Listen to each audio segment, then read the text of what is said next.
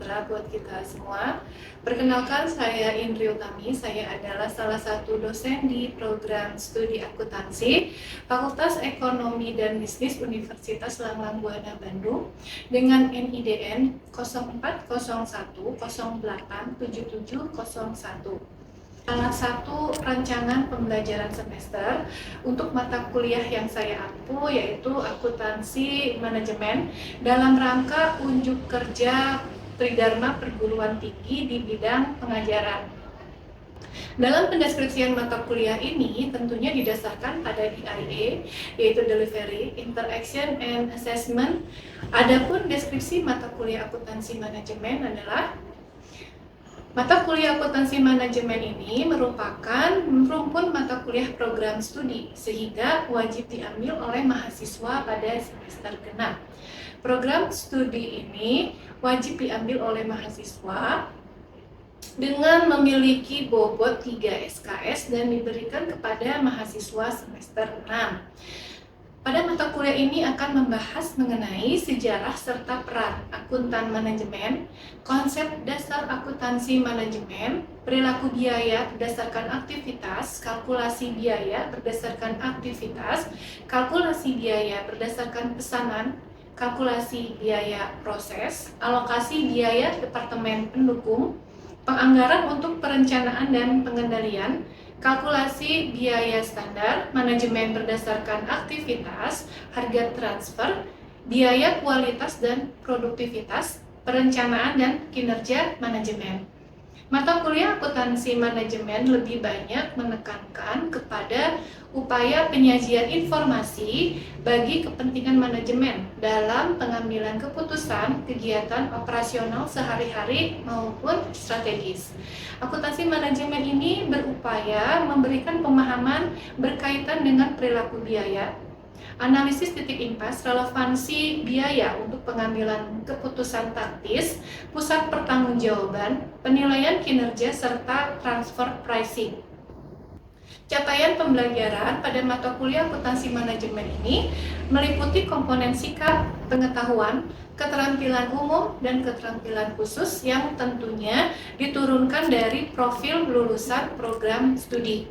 Adapun capaian pembelajaran pada mata kuliah ini adalah menunjukkan sikap bertanggung jawab atas pekerjaan di bidang keahliannya secara mandiri, menjunjung tinggi etika profesi dan etika bisnis, menyusun deskripsi saintifik hasil kajian tersebut di atas dalam bentuk skripsi atau laporan tugas akhir dan mengunggahnya di dalam laman perguruan tinggi, mampu mengambil keputusan secara tepat dalam konteks penyelesaian masalah di bidang keahliannya berdasarkan hasil analisis informasi dan data, mampu secara mandiri menganalisis dan membuat laporan akuntansi manajemen meliputi perencanaan dan penganggaran, manajemen biaya, pengendalian kualitas, pengukuran kinerja, dan benchmarking yang relevan dan andal dalam mendukung pengambilan keputusan dan pengendalian manajemen dengan menerapkan teknik-teknik akuntansi manajemen. Kemudian capaian pembelajaran ini diturunkan ke dalam capaian pembelajaran mata kuliah, yaitu yang pertama, mahasiswa mampu menjelaskan aturan sejarah serta peran akuntan manajemen. Mahasiswa mampu menghitung dan memerinci perilaku biaya. Mahasiswa mampu menghitung dan memerinci biaya aktivitas. Mahasiswa mampu menghitung biaya berdasarkan pesanan. Mahasiswa mampu menghitung dan menguraikan biaya berdasarkan proses. Mahasiswa mampu menghitung alokasi biaya departemen pendukung.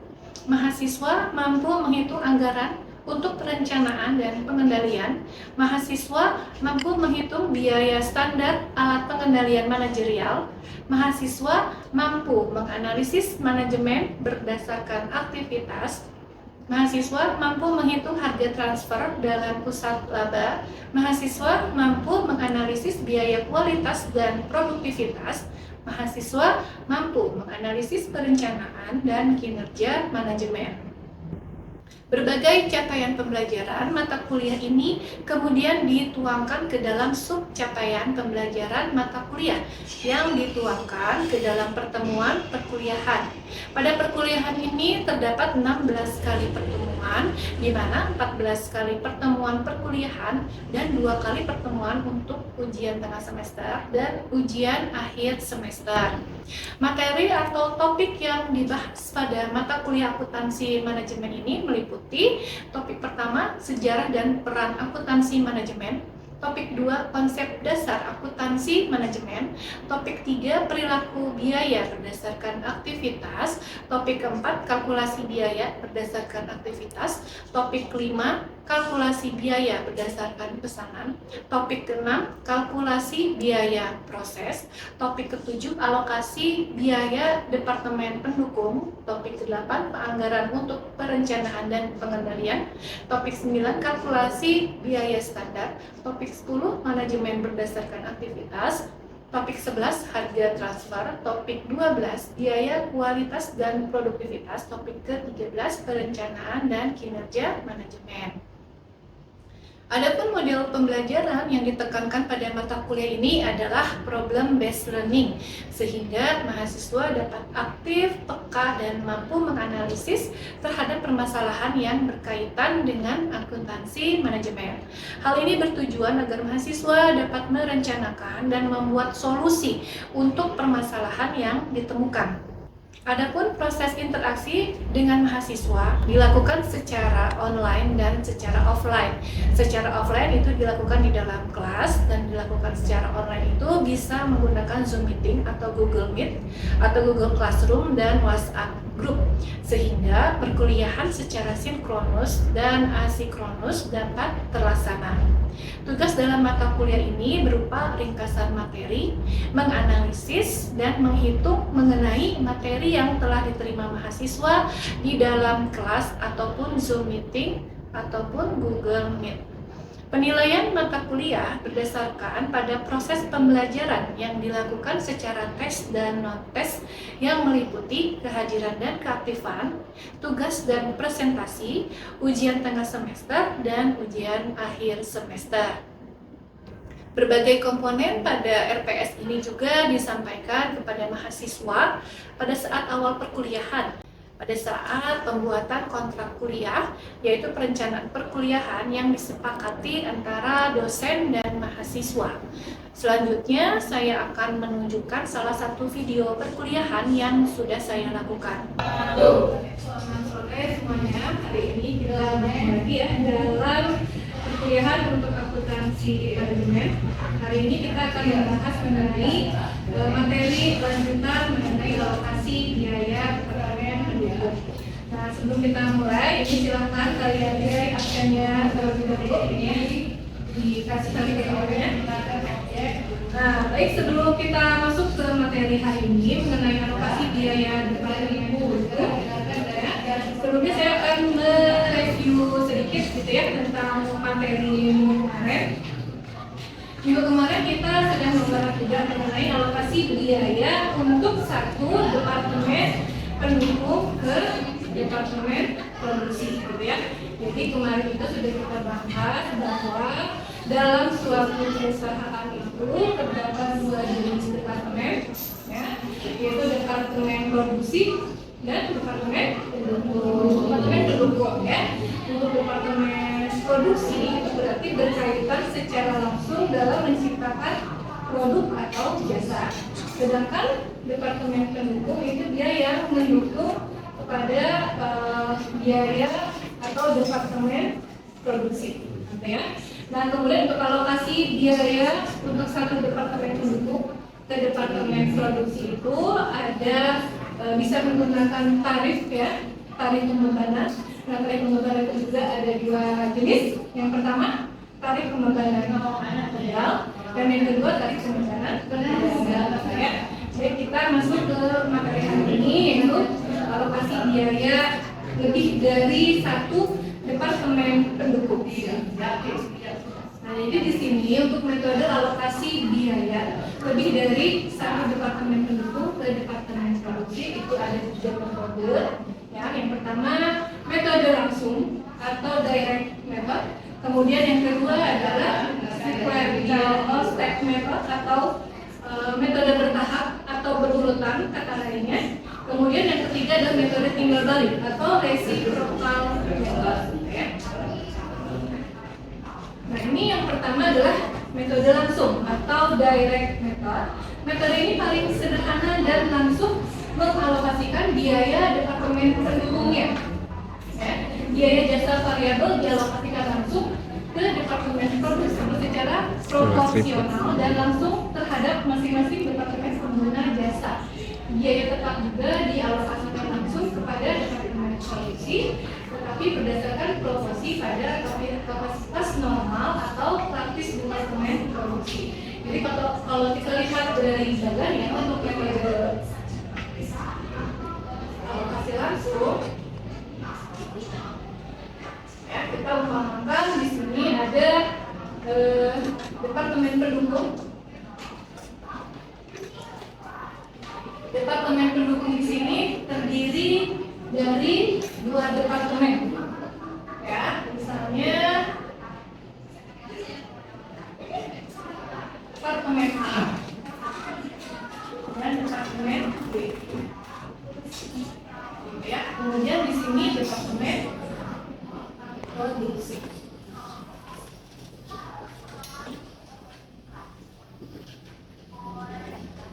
Di sini ada departemen C, departemen D. Jadi kalau kita menggunakan alokasi biaya departemen pendukung ke departemen produksi menggunakan metode langsung, jadi departemen pendukung di departemen A ini dia langsung dialokasikan ke departemen C. Kemudian yang departemen A ini langsung dialokasikan ke departemen D, gitu ya. Untuk yang departemen B juga sama.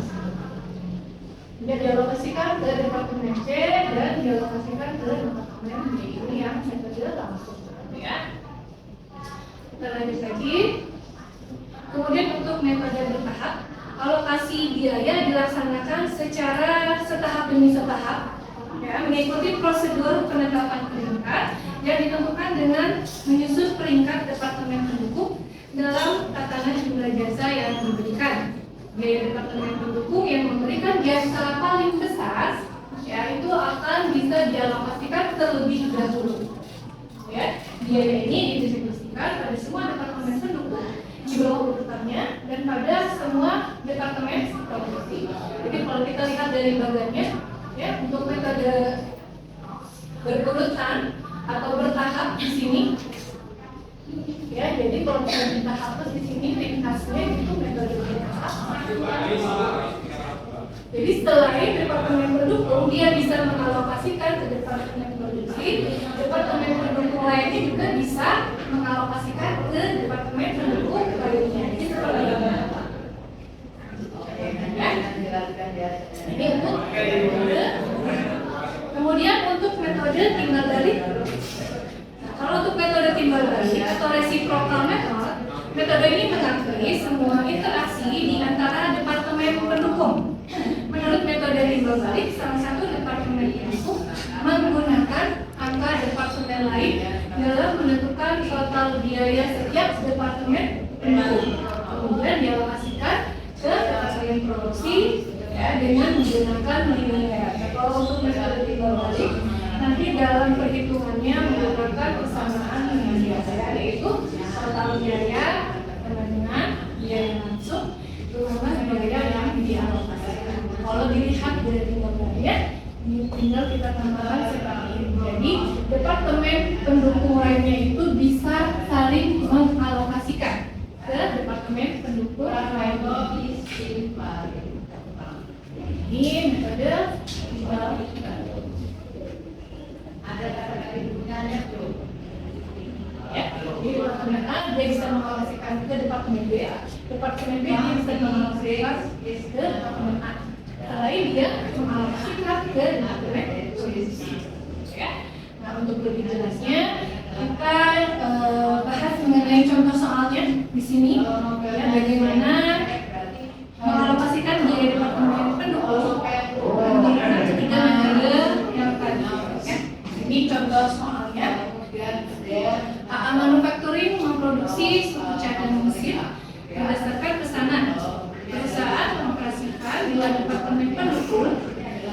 dua departemen produksi. Biaya departemen A dialokasikan berdasarkan jumlah karyawan dan departemen B dialokasikan berdasarkan jam pemeliharaan. Biaya yang dianggarkan dan tingkat aktivitas normal untuk masing-masing departemen sebagai itu. Di sini contohnya, ya. Di sini contohnya adalah informasi mengenai departemen pendukung dan departemen produksi. Departemen pendukungnya ada departemen A, departemen B, kemudian departemen produksinya ada C dan D. Ini data overhead, ini jumlah karyawan, ini jam pemeliharaan ya. Di soalnya situ ada keterangan juga bahwa departemen A di situ dialokasikan berdasarkan jumlah karyawan.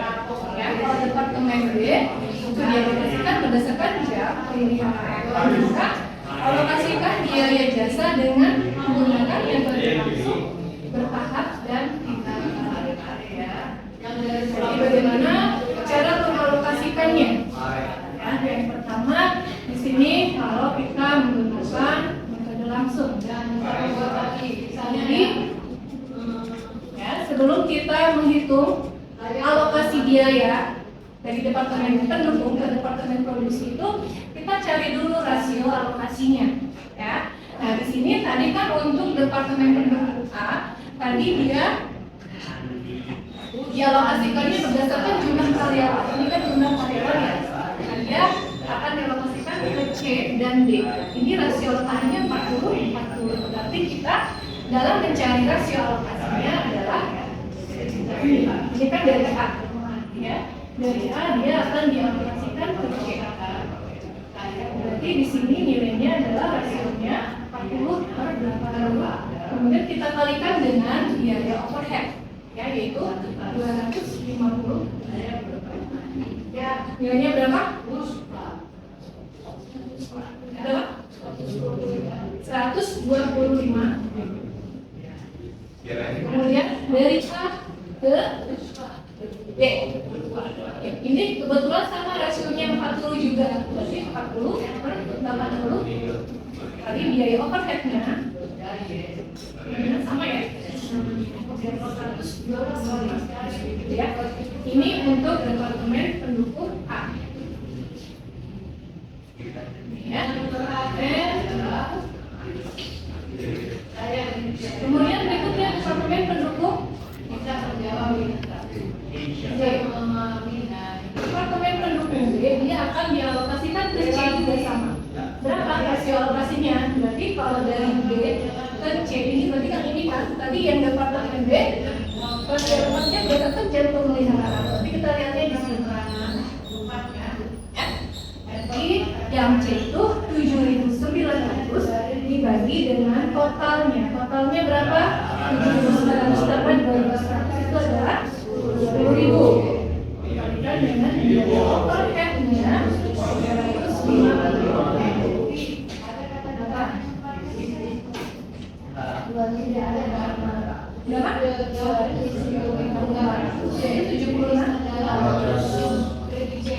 Kemudian dari D ke D itu nilainya adalah 2.100 dibagi dengan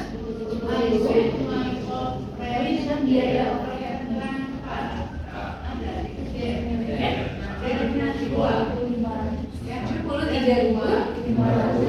Ini ya.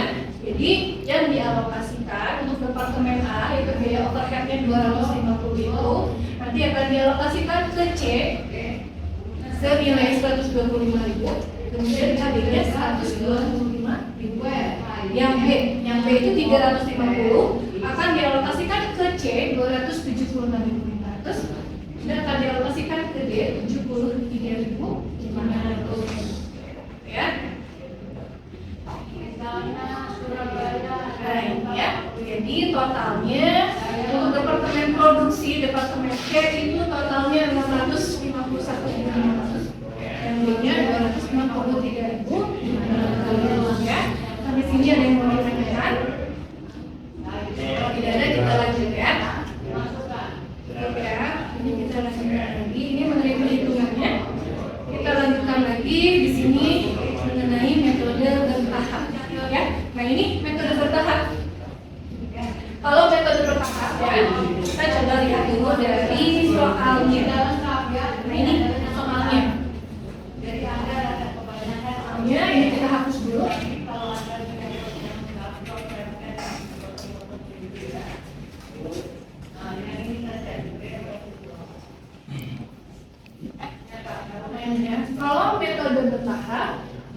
Tadi kan kita telah beritahukan bahwa selain departemen pendukung, dia mengalokasikan ke departemen produksi. Departemen pendukung juga dia bisa mengalokasikan ke departemen pendukung lainnya. Dilihat dari nilai yang terbesarnya. Ya, nilai yang terbesarnya di sini antara yang A 250 per hektare, yang B 350. Tapi yang paling besarnya adalah yang B 350. Berarti yang bisa dialokasikan itu departemen pendukung B ke departemen pendukung A. Ya, selain dia mengalokasikan ke departemen produksi. Sama, kita cari yang pertama itu kita cari dulu rasio alokasi. Jadi kalau untuk metode bertahap, ya, di sini kita cari dulu rasio alokasinya. Ya, rasio alokasinya di sini untuk yang departemen D. Departemen D itu dia akan departemen produksi. Ya, dia akan dialokasikan ke A, berarti kan ya akan dialokasikan ke A, kemudian dialokasikan lagi ke C dan B, gitu ya. Nah, kalau dialokasikan ke B, kita cari rasio alokasinya B ke A. B ke A, berarti kita lihatnya yang ini kan tadi jam pemeliharaan, berarti 3.500. Berarti totalnya 3.500 sama 3.500. Berarti 3.500 dibagi totalnya bagi 3 ya, 3.500 tambah 2.100, berarti 13.500. Lalu dikalikan dengan biaya overheadnya. Berapa di sini? 90.791 ya. Ini ya. Oke. Kemudian dari B ke C. Kalau ke C berarti rasio alokasinya adalah 7.900 dibagi dengan 13.500. Lalu kita kalikan dengan biaya overhead. Berapa nilainya? 204.815 ini 204.815. Sekarang dari yang B ke D. Jadi rasio alokasinya adalah 2.100 dibagi dengan totalnya 13.500 lalu biaya overheadnya 350. Berapa nilainya? 54.440. Ya. Ini ya departemen pendukung B ke A ke C ke D. Kemudian departemen pendukung yang A. Departemen pendukung A. Nah, kalau yang untuk A dia langsung dialokasikan ke C dan D. Berarti dari A ke C-nya itu berapa? Kita lihat ya. Pada kalimat kedua ini saat ini mana? Ke A ke C-nya berarti kan rasio alokasinya berapa? 40/80.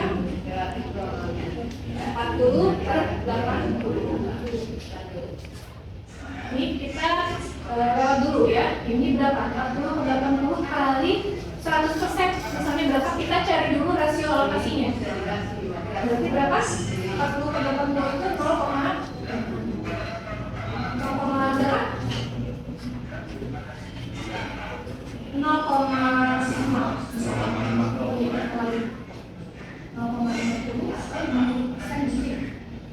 Kemudian yang A ke B-nya juga sama ya, karena itu kan alokasinya sama 40/80.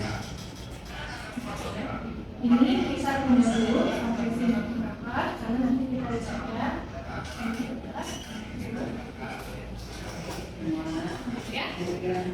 Nah ini nanti ini yang metode langsung tadi ini sudah ya.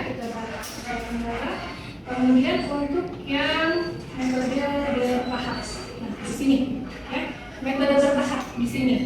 Ini yang B, ini kita simpan dulu balik ke atas. Kenapa? Karena kan yang B itu dia nilainya biaya overheadnya yang paling besar ya, dibandingkan dengan yang A, gitu kan? Jadi yang bisa dialokasikan pertama kali itu adalah yang B. Tadi B itu yang dialokasikan 350.000. Ini ya 350.000. Nah ini sudah ada perhitungannya ya. Untuk yang A tadi dari B ke A itu dialokasikannya 90.241 isinya yang mana ya. Kemudian yang dari B ke C itu yang akan dialokasikannya 204.812. Kemudian yang B ke D-nya itu yang dialokasikan itu 54.440 ya. Kemudian yang departemen A ya, departemen A ini 34.741.000 ya, ini dialokasikan ke C dan ke D itu sama karena tadi kan untuk rasio alokasinya ini adalah yang C-nya 50%, yang D-nya 50%. Ya, ini yang dialokasikannya adalah yang 34.741. Maka total dari departemen produksi untuk yang C itu adalah 625.185, yang D-nya 289.814 ya. Oke. Sampai sini ada yang mau ditanyakan? Iya, bertanya Bu. Iya, boleh.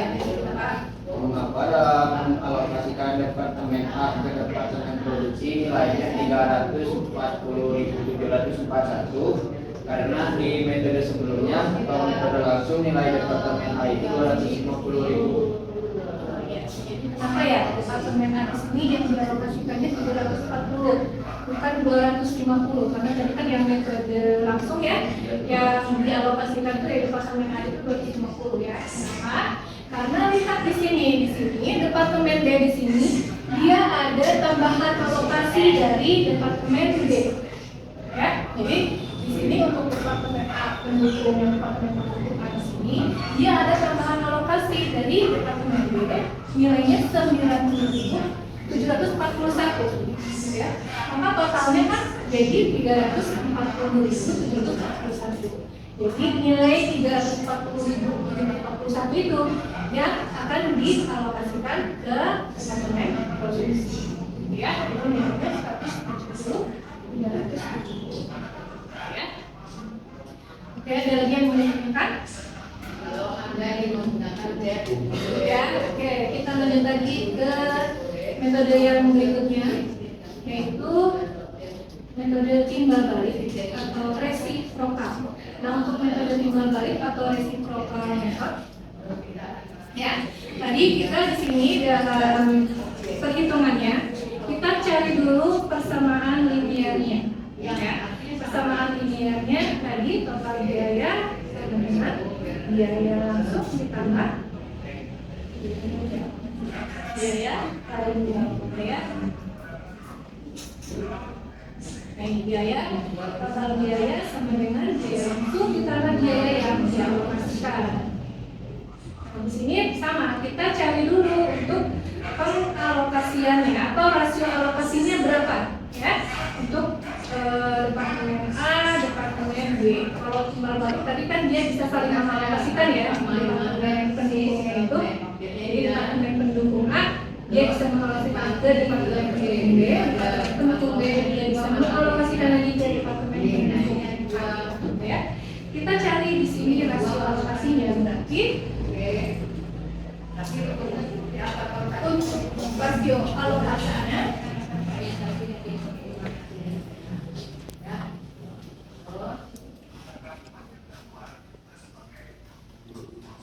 kita cari dulu di sini rasio alokasinya departemen pendukung A. Di sini dia akan mengalokasikan ke B, kemudian ke C, D. Itu ya, itu departemen pendukung B. Nanti dia akan mengalokasikan ke A, C, D. Kan? Sekarang yang A ke D berarti berapa? Rasio alokasinya A ke B. Berarti ini kan ya Kita totalkan ya, jadi yang departemen A ke B berarti 8 per totalnya 8 tambah 8 itu 40. Berarti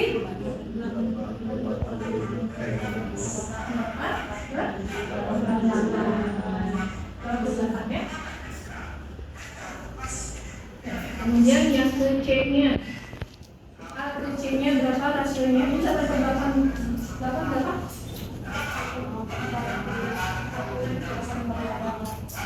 Ini berapa? Tadi 8 per 8 berapa nilainya? 0,09 ya. Kemudian berapa? 0,09. Ini? Oke, yang A ke C berarti 40 per 88. Berapa rasionya? 0,45. Kemudian dari A ke D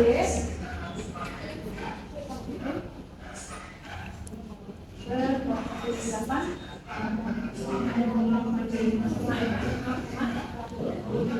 Kemudian untuk departemen pendukung yang B. Departemen pendukung B. Jadi kalau ini ada in my mother is a cat. Terus yang kedua Fanny Jadi dia akan mengalokasikan ke A, satu kak C, my mother is ini sekarang yang D ke berapa? Fanny Itu berarti yang kita akan alokasikan nilainya ini ya 3.400, 1.900 sama 2.400. Berarti untuk yang D ke A itu adalah 3.500 dibagi dengan totalnya.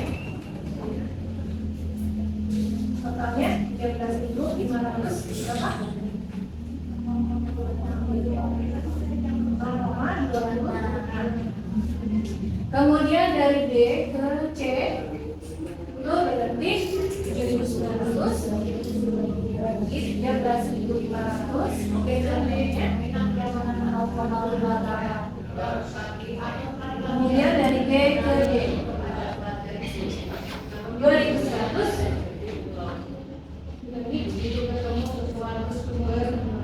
Apa nilainya? 0,15. Tadi untuk persamaannya, ya, persamaannya adalah total biaya. Nah, biaya langsung atau overhead ya, ditambah dengan biaya yang dialokasikan. Ya, berarti ya persamaan pertama itu berarti dari yang departemen A ya. Departemen A berarti di sini biaya langsungnya 250.000 ya, ditambah dengan biaya yang dialokasikannya berarti 250 itu adalah yang ini 0,26 B. Gitu. Ya, ini persamaan yang pertama. Kemudian persamaan yang keduanya di sini adalah yang B-nya berarti biaya langsungnya atau biaya overheadnya 350 ditambah berapa di situ?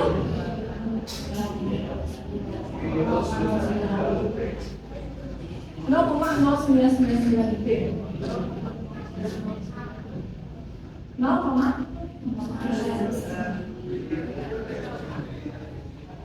ya, berarti kalau setelah ini kita tinggal masukkan kan, ya, dari yang A di sini berarti misalnya kita pakainya persamaan yang ini, berarti A sama dengan 250 tambah 0,26, B-nya dari sini, ya, dikali 350 ditambah 0,09. Tapi kita misalnya pakai persamaannya yang atas. A sama dengan 0,50 tambah 0,26, B-nya di sini 350 tambah 0,09. Ya. Dilanjutkan terus 0,26 kali 350 berapa?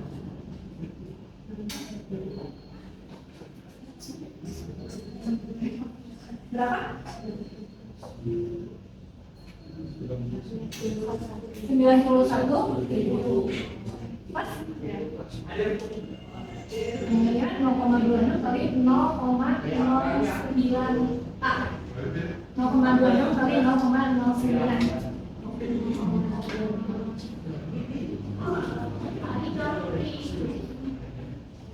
Berapa? 0,0234. 0,234. Ya, tinggal ditambahkan di sini A. Dari sini 91 ribu itu nilainya 341 ya. Tambah 0,02. Berarti di sini A-nya di sini 1 dikurangi 0,0234. Ya, 1 dikurangi 0,0234. Sama di sini berapa?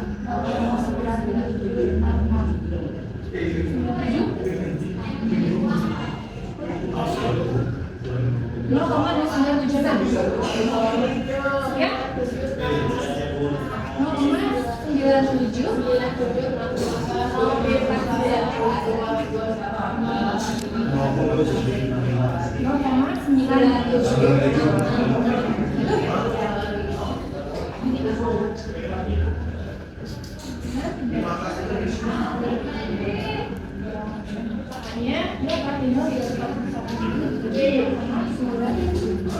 Berapa A-nya? A-nya berapa?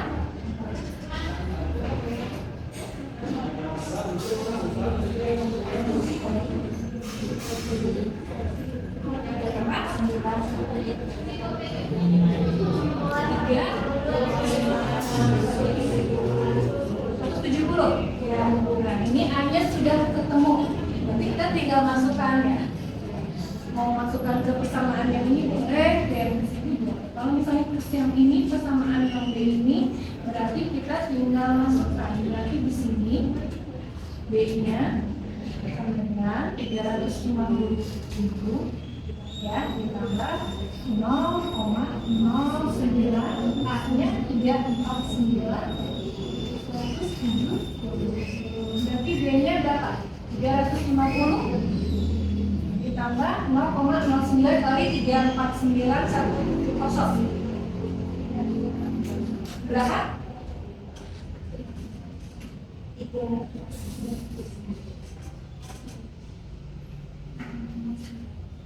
Berapa? Ya, udah. 31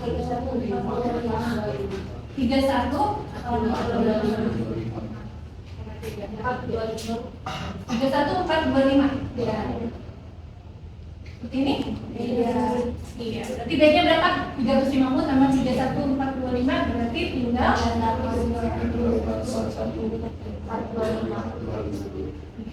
ini B-nya. Ya.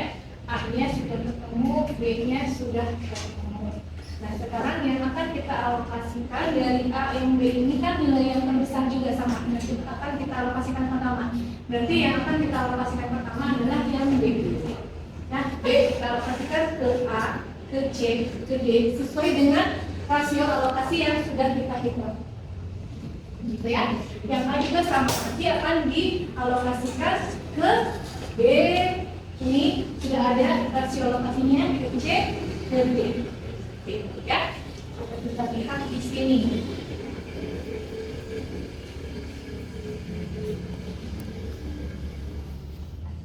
Ya, ini sama aja perhitungannya. Ini yang hanya kan 349.170 ini, yang B-nya 381.420. Ini akan kita alokasikan, ya. Jadi yang departemen B ini akan kita alokasikan pertama dulu karena dia nilai biaya operasi yang paling besar, ya. Jadi di sini 381.425 dialokasikan ke A. Berapa dialokasikannya? Ini 0,26 kali 381.425, itu nilainya 98.888 ya. Ke yang C berarti 381.425 dikalikan dengan 0,08. Yang gedenya 381.425 dikali dengan 0,15 itu nilainya dengan 9,333. Oh ya, untuk yang departemennya juga sama. Departemennya tadi kan nilainya sudah kita ketahui yaitu 349 ya, dialokasikan ke B ini itu berapa persen atau berapa nilainya?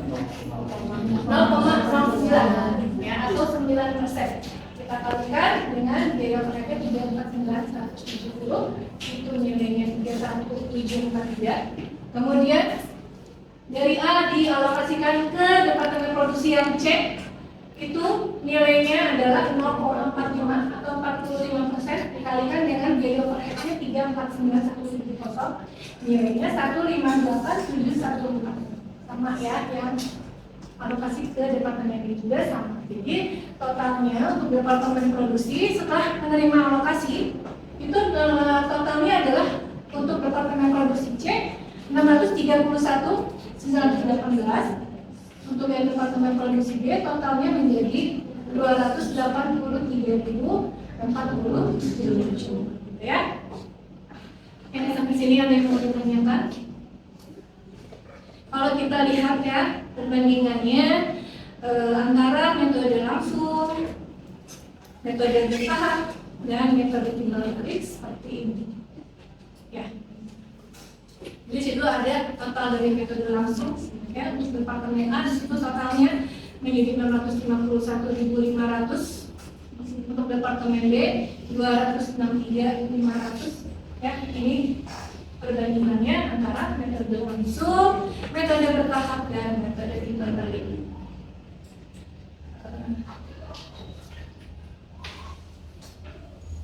Oke, sampai sini ada yang mau ditanyakan? Ya, ini gimana? Ya, Dari ketiga metode alokasi yang tadi udah, mana yang lebih baik digunakan oleh manajemen atau manajer?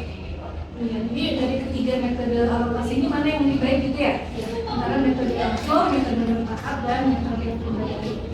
Sebetulnya jadi dalam metode ketiga metode alokasi ini nanti tergantung ya dari masing-masing departemen atau dari manajernya itu sendiri. Kalau misalnya dilihat dari sini gitu ya, kalau untuk departemen A, departemen B yang menggunakan metode langsung, metode bertahap, metode timbal balik gitu ya. Kalau di sini untuk departemen B, dia yang lebih baik dia menggunakan metode langsung, ya. Kalau untuk departemen B, gitu, dibandingkan dengan yang departemen A. Nah, kalau dilihat untuk yang metode bertahap di sini, yang manajer itu lebih baik dia menggunakan departemen A, gitu ya. Jadi tergantung dari manajernya, gitu. Kalau di sini dilihat dari yang metode langsung untuk departemen B, dia mengalokasikannya itu untuk tadi apa yang di sini itu jumlah karyawannya, gitu ya. Dia yang lebih besar itu dia mengalokasikannya lebih besar di sini 73.500 dibandingkan untuk yang metode bertahap 54.444. Gitu ya. Jadi tergantung dari departemennya dan manajernya dia mau menggunakan metode mana, asalkan manajer tersebut dia bisa bertanggung jawab ya dalam memilih metode alokasi ini, gitu ya. Oke, jadi di sini untuk materinya sudah selesai ya. Jadi di sini tadi kita sudah membahas mengenai alokasi biaya departemen pendukung ya. Jadi di sini hari ini kita sudah mempelajari untuk alokasi biaya departemen pendukung yang lebih dari satu departemen itu bisa menggunakan 3 metode, yaitu yang pertama metode apa? Metode langsung, kemudian nanti untuk kalian lebih memahami mengenai materi ini, nanti saya akan memberikan tugas ya. Nanti saya akan share tugasnya di WhatsApp group. Baik, untuk pertemuan hari ini kita cukup sampai di sini ya. Terima kasih semuanya. Assalamualaikum warahmatullahi wabarakatuh. Waalaikumsalam warahmatullahi wabarakatuh. Demikian pernyataan diri dosen dalam unjuk kerja Tridharma Perguruan Tinggi bidang pengajaran dari saya. Wabillahi taufiq wal hidayah. Wassalamualaikum warahmatullahi wabarakatuh.